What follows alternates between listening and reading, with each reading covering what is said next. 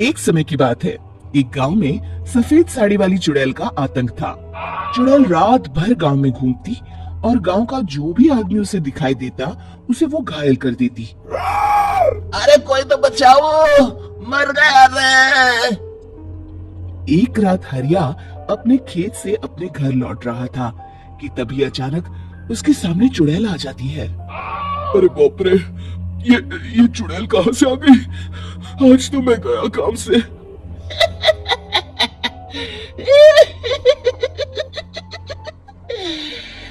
आज मुझे मेरा शिकार मिल गया।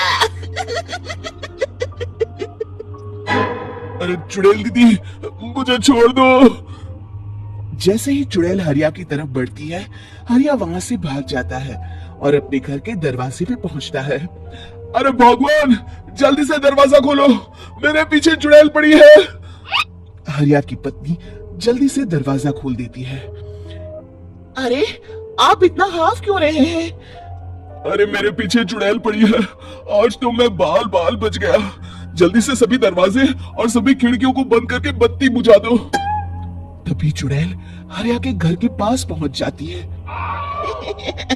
अरे वो आदमी कहाँ गायब हो गया? मैं भी देखती हूँ आखिर कब तक बचेगा।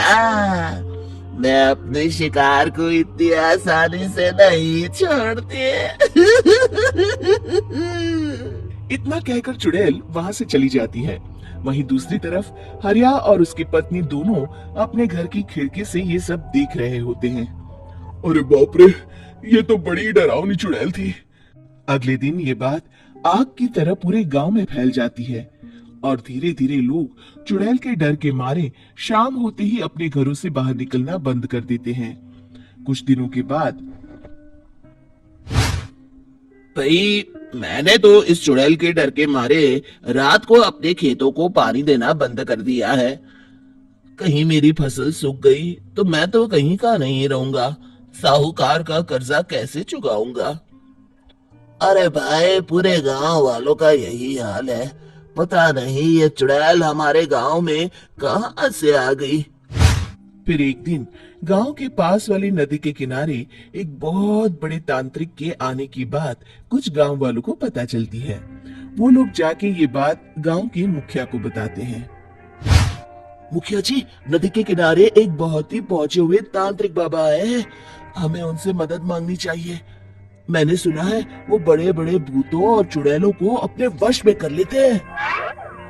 मुखिया जी सभी गांव वालों को लेकर उस तांत्रिक के पास पहुंच जाते हैं। ओम फट स्वाहा, ओम फट स्वाहा।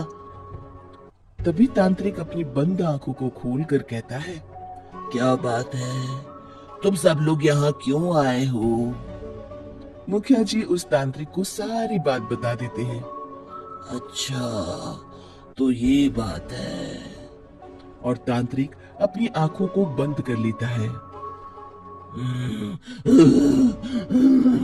मैं देख रहा हूँ तुम्हारे पूर्वजों ने बहुत पाप किए थे, जिससे ये गांव अब श्रापित हो चुका है। उसी के फल स्वरूप तुम्हारे गांव में चुड़ैल आई है। ये चुड़ैल बहुत खतरनाक है, ये किसी को नहीं छोड़ेगी। हे भगवान, मर गए रे, अब क्या होगा? तभी गांव के मुखिया जी कहते हैं, बाबा, इस चुड़ैल से हम सबको बचा लीजिए। कोई तो उपाय होगा। इसका सिर्फ एक ही उपाय है। सभी गांव वालों को बारी बारी हर दिन अपनी आधी फसल उस पहाड़ी के ऊपर बनी काली गुफा में छोड़ के आनी होगी। तभी उस चुड़ैल की भूख मिटेगी और श्राप का प्रभाव खत्म हो जाएगा और तुम सब जिंदा बच जाओगे। सभी गांव वाले उस तांत्रिक की बात को मान लेते हैं और वहां से चले जाते हैं। फिर अगले दिन से रोज उस गांव के लोग बारी बारी से अपनी आधी फसल उस काली गुफा के पास जाकर रखाते। कुछ दिनों बाद हरिया की बारी आती है। बाप रे, आज तो मेरी बारी है उस काली गुफा में जाने की। क्या करूं? वो तो बड़ी खतरनाक चुड़ैल है। मेरे तो हाथ पैर कांप रहे हैं।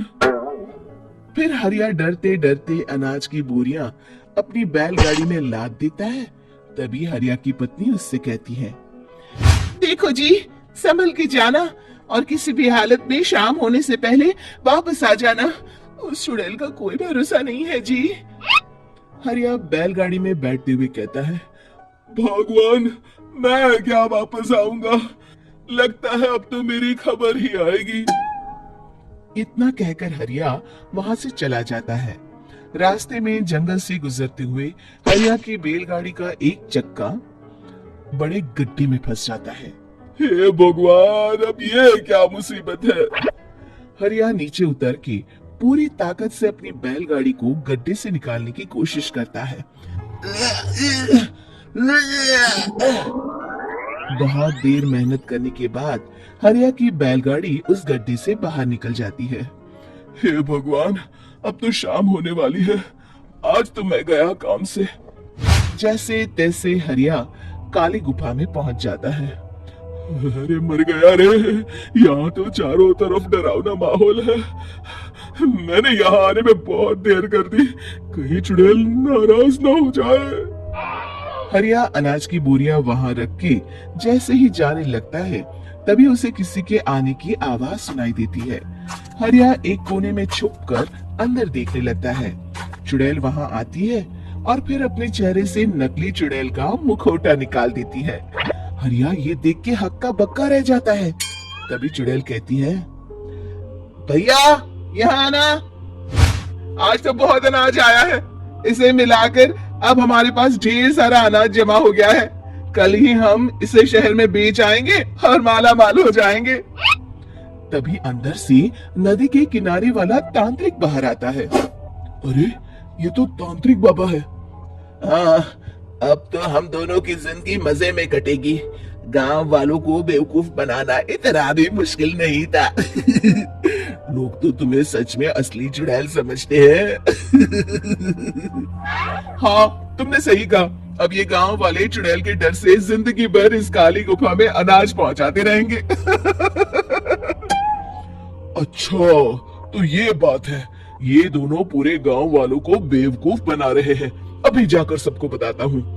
हरिया उन दोनों की पूरी बातें सुन लेता है और जल्दी से वापस गांव में आता है। गांव वालों को पूरी बात बता देता है। इससे पहले वो दोनों हमारा अनाज लेकर शहर जाए, हमें उन दोनों को पकड़ना होगा। उधर दूसरी तरफ नकली तांत्रिक और नकली चुड़ैल बनी औरत एक बड़ी गाड़ी में सारा अनाज लाद के वहां से निकलने की तैयारी कर रहे होते हैं।